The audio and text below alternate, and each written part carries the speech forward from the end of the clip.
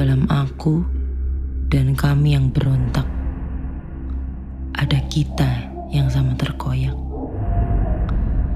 Dalam aku dan kami yang berduka, ada kita yang sama terluka. Ujian pertama perjalanan adalah pembuktian kesabaran.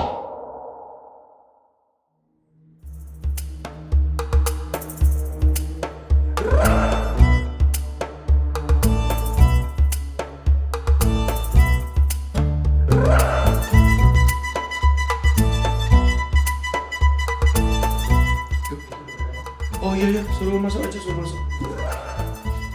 Assalamualaikum Mas. Waalaikumsalam. Maaf Mbak, ya kita telat. Gak apa-apa dengan Mbak siapa? Aku Tita. Mbak Rita, Mas? Rifki mas. Mas Rifki, saya geser dulu. Oh, iya. Monggo, Makasih monggo, ya, Mas. duduk Mbak, Mas.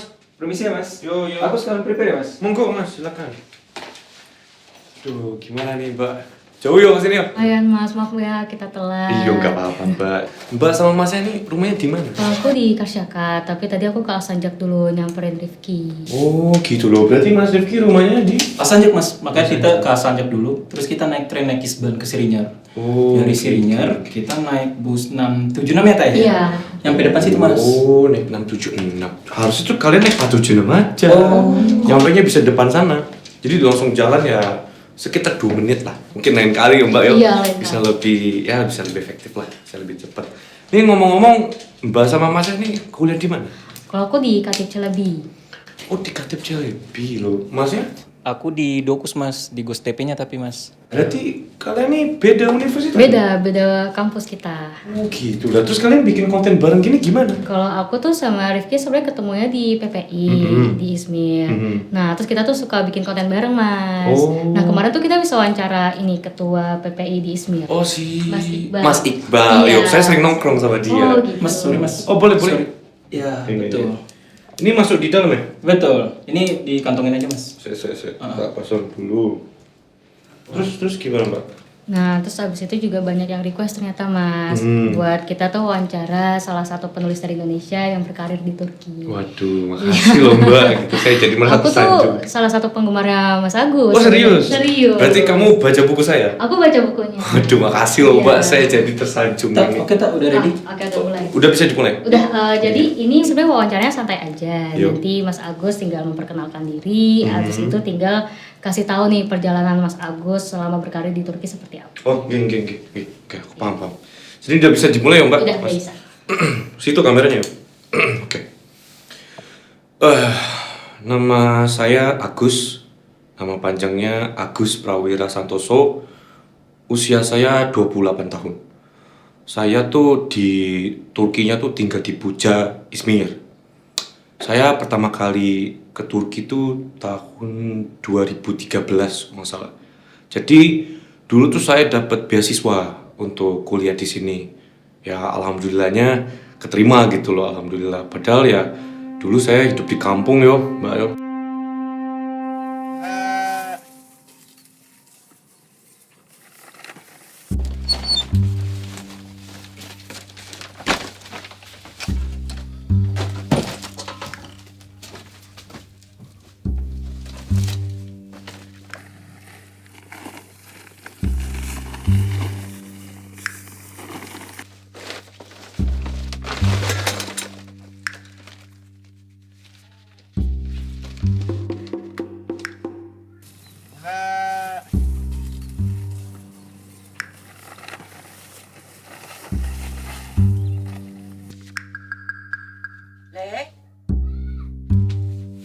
Le?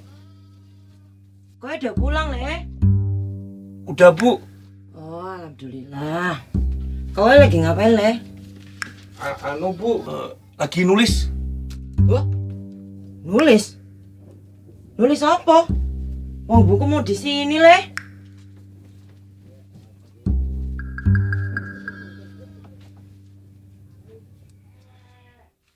Yaudah ya, Le.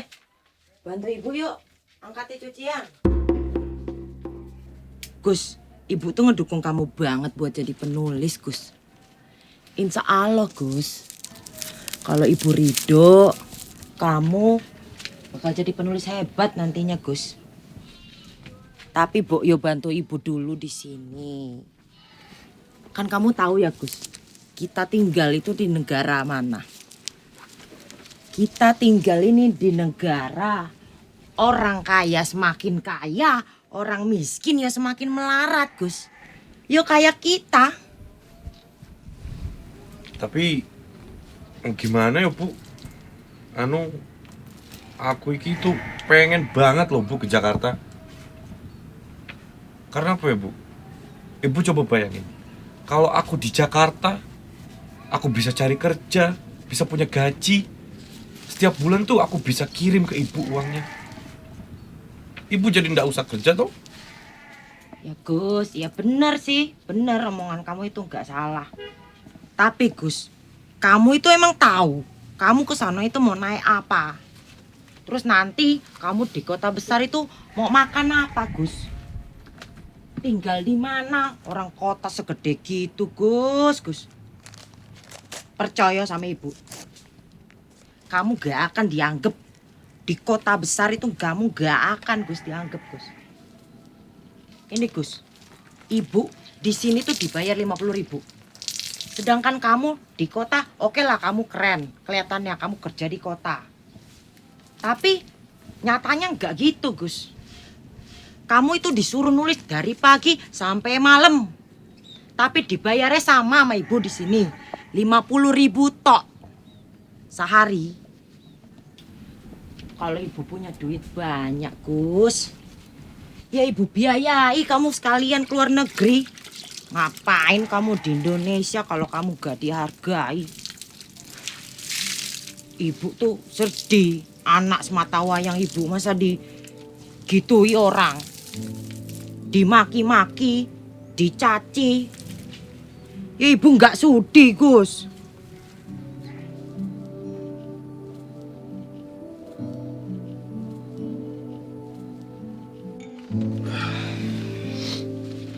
Leh, ibu mau kasih tahu sama kamu, Leh. Di Indonesia itu, Leh, orang kaya tuh punya power. Gak kayak kita, Leh. Orang susah gini gak bisa apa-apa. Gini, Leh. Hukum di Indonesia itu aja bisa dibeli. Ada bukti nyata. Bapakmu sendiri, Leh. Dia jual semua yang dia punya. Warteg dijual. Apalagi yang dijual? Motor. Semua lah yang dia punya dijual. Anak ibu satu-satunya sama tawayang. Ditinggali gitu aja tanpa harta gono gini dari bapaknya. Oh kalau ibu nggak apa-apa, nggak dikasih apa-apa, ibu nggak apa-apa. Yang penting anaknya. Anak itu penting. Harus dikasih harta gono gini, nggak ditelantarin kayak gini. Ibu tuh sedih, Lele. Hak kamu diambil semua sama bapakmu. Gak usah bahas bapak lagi. Aku udah capek. Sejujurnya aku juga belum ikhlas, Bu. Sama apa yang udah bapak lakuin ke kita. Udah ninggalin aku, ninggalin ibu, dan bikin kita susah. Tapi gimana ya, Bu? Ibu nggak mau. Coba sekali lagi untuk gugat bapak. Siapa tahu kita bisa menang. Hartanya bisa dibagi 2, Bu. Kita nggak jadi susah. Alah, Lele. Ibu tuh maunya kayak gitu, Le. Kalau ibu punya uang. Ibu nggak punya uang. Kan kamu tahu sendiri, Le. Ibu itu ngegugat bapakmu. Tapi apa yang dibilang sama bapakmu? Sama hakimnya itu? Bapakmu ngata-ngatai ibu, hakimnya juga. Katanya ibu nggak bersyukur lah. Padahal di situ udah jelas, Le. Siapa yang salah? Biar Tuhan yang balas, Bu. Iya, Le. Sabar ya, Le. Ini kenapa buku ini tuh berarti banget buat saya. Karena buku ini tuh sudah menggambarkan kehidupan saya dari dulu sampai saat ini gitu. Cuman ya keadaan ibu, ya namanya di kampung tuh udah gak sekuat dulu. Ibu tuh udah nggak bisa kerja keras lagi kayak dulu. Aduh, Mas, sorry nih. Baterainya habis yang kameranya. Oh, mau ganti dulu? Iya, aku ganti dulu sebentar ya, Monggo, Mas ya. monggo, ganti dulu. Ini Mas, Mbak, Maaf sekalian, banget. ya, sekalian nih cainya diminum, Mbak, Mas.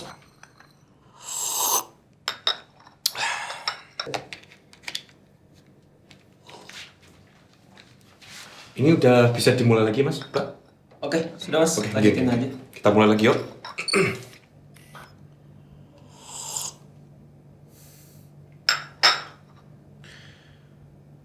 Sekarang kondisi ibu tuh udah nggak seperti dulu lah. Dulu tuh ibu tuh kuat, masih bisa kerja berat gitu. Ya semenjak udah nggak sama bapak, keadaan keluarga kan semakin berat ya. Ibu harus jadi petani, harus mikirin makan sehari-hari. Dan fisik ibu sekarang udah nggak sekuat dulu gitu. Jadi mau nggak mau, saya tuh ya harus berputar otak. Gimana caranya saya bisa bantu ibu? Gimana caranya saya bisa meringankan beban ibu? Oh, Le, udah pulang, Le. Sini, Le. Ini tak beli makanan. Makan. Nikmat, Le.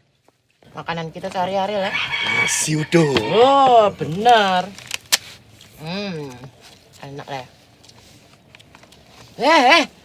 Jangan pakai tangan, pakai sendok, Le. Udah ada seduknya Bu, udah nggak apa-apa lah. Itu deket juga.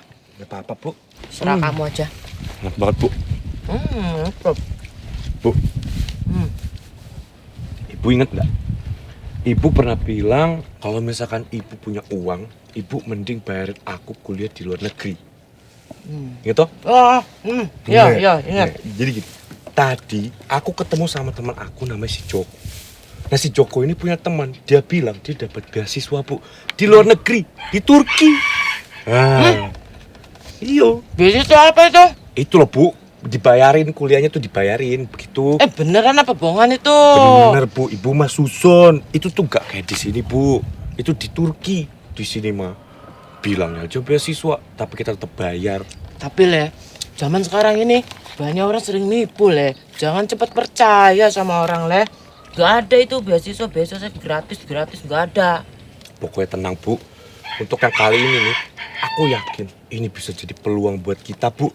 Tapi semua juga ya balik lagi ke ibu. Tergantung ibu redo atau enggak begitu. Tapi kalau emang ibu ikhlas, nanti temennya Joko ini bisa bantu aku untuk pendaftarannya Bu. Langsung loh itu dari kampusnya. Oh ya Bu, satu lagi Bu. Apa? Katanya pemerintah di sana tuh enggak cuma bayarin kuliah loh Bu. Tapi aku juga dibayarin setiap bulannya Bu. Berapa ya? Katanya aku dikasih uang saku tuh 800 tele apa kalau nggak salah. Apa itu Le? 800 tele berapa itu Le? Ya, aku juga nggak tahu Bu, tapi pokoknya 800 lah. Banyak Banyak, itu. banyak. Nah nanti kalau memang itu benar, semua aku kirim buat ibu. Nanti ibu nggak perlu kerja lagi. Nah nanti aku di sana bisa cari kerja Bu. Gampang itu mah. Tapi nggak apa-apa sih Le. Kalau kamu mau ya. Itu kan cita-citamu, nggak mungkin lah ibu ngehambat anak ibu sendiri ya. Anak ibu semata wayang satu-satunya, nggak mungkin ibu mau nasib kamu tuh sama ibu. Enggak Kerja di sawah, penghasilannya dikit ya toh. Enggak Bu. Ibu doai supaya kamu keterima. Soalnya ya ibu nggak bisa bantu banyak. Ya di kantong ibu ada duit. Ini Le, ibu cuma punya uang segini. Buat kamu beli kornet. Ya. Warnet Bu. Iya, yang itu komputer itu Le. Warnet Bu. Wah, Warnet. itu. Ibu ini guyon Iya. aja. Warnet Bu. Soalnya lagi makan Le, Iya, jadi Bu. ingetnya net lah, apa kornet. Warnet beda Bu. Yang satu daging, satu komputer. Lah, jangan serius-serius. Ya ibu lah.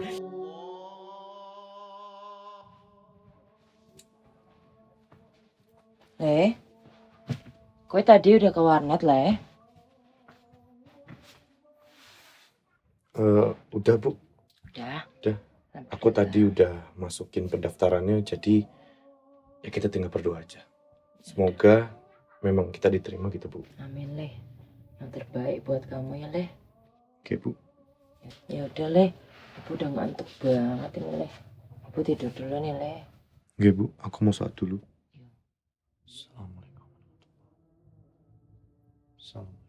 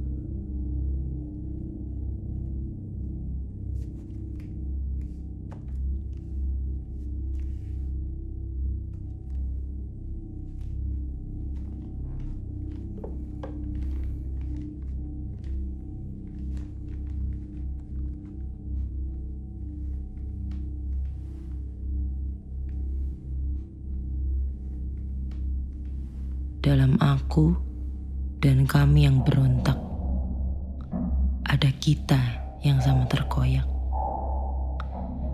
Dalam aku dan kami yang berduka, ada kita yang sama terluka. Merasa paling pintar, padahal bodoh. Mereka tak punya. Jika kau kira dunia penuh dengan orang egois, itu tak lain adalah bayangan dari egomu sendiri. Memang tak bisa dipungkiri, pasti ada lara selayaknya manusia. Sesuatu yang terbaik tidak datang tepat waktu, dan pasti akan dilumuri rasa sakit. Namun, rasa sakit akan mendewasakan, mengajarkan kita menjadi manusia yang lebih baik kemudian hari. Dan sejatinya, ujian pertama perjalanan adalah pembuktian kesabaran.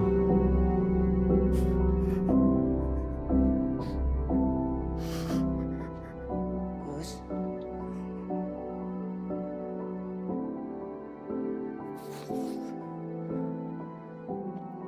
Le, Nggih, Bu. gue belum tidur, Le. Nanti sebentar lagi, Bu. Ya udah, habis itu tidur ya, Le.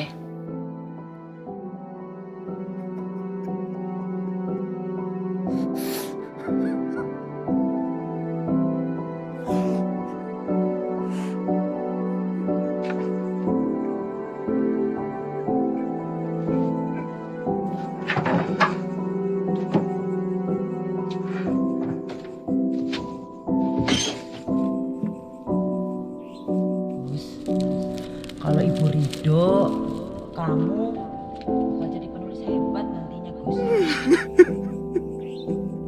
Kalau kamu mau ya, itu kan cita-citamu. Gak mungkin lah Ibu hambat anak Ibu sendiri yo.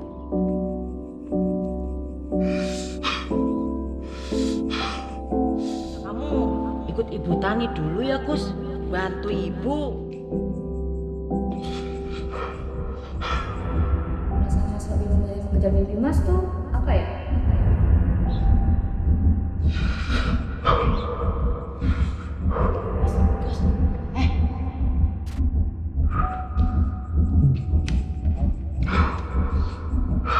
Kan kasihan Ibu sendiri. Kamu, gak bapakmu, semua ninggalin ibu. Karena dia saya tersenyum. Karena dia saya menangis. Dan karena dia saya kuat. Juga karena dia saya hidup. Sampai suatu saat nanti saya siap melepas Agus.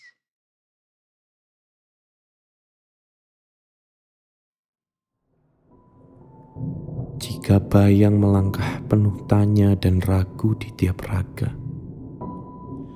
harapan menghampa melaju, meninggalkan jejak. Harus kusadari, semua berjalan apa adanya. Biarkan semua melintas tanpa batas. Karena ada rencana yang lebih besar dibanding aku dan rencanaku. Dunia berputar bukan hanya untukku. Apapun keputusan yang kuambil, aku harus ingat orang-orang di sekitarku. Dan sejatinya, ujian pertama perjalanan adalah pembuktian kesabaran.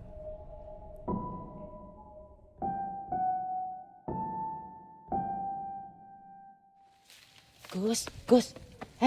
Ya Allah, kamu ngapain di sini, Dok? Itu loh, nasi uduk tak siapi yo. Ya, makan yo nanti yo. Ibu buru-buru dulu ke sawah yo. Nggih, Bu. Ya, Gus. Makasih, Bu.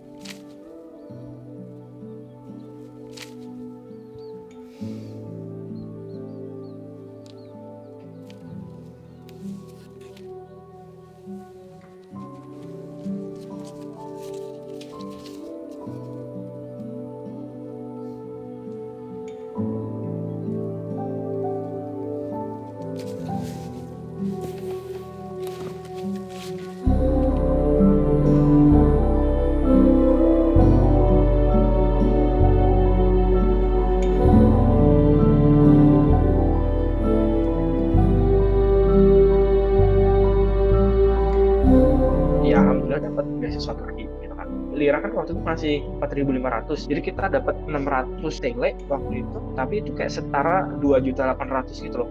Ternyata Allah masih jalan yang lebih baik. Gue disuruh belajar tiap bulan, gue dapat beasiswa, dapat duit, dan gue bisa support orang tua gue. Abang gue itu dia punya skill nih, dia bahkan sampai juara 1 MTQ Internasional ASEAN di Bangkok gitu kan. Setelah dia juara 1 itu balik ke Batam, ya udah yang dibawa cuma hadiah dari Bangkok itu. Di Batam dia nggak jadi apa-apa gitu. Dia pengen lanjutin kuliah di luar negeri, tapi ya yang nggak dapet support. Gue pernah sekali cerita ke teman gue kalau gue tuh punya mimpi pengen kuliah di luar negeri gitu, tapi respon mereka tuh kayak nggak ngenakin gitu loh, kayak nggak yakin aja. Lo siapa, pinter enggak, duit dari mana gitu loh, karena gue bukan orang yang berada gitu loh.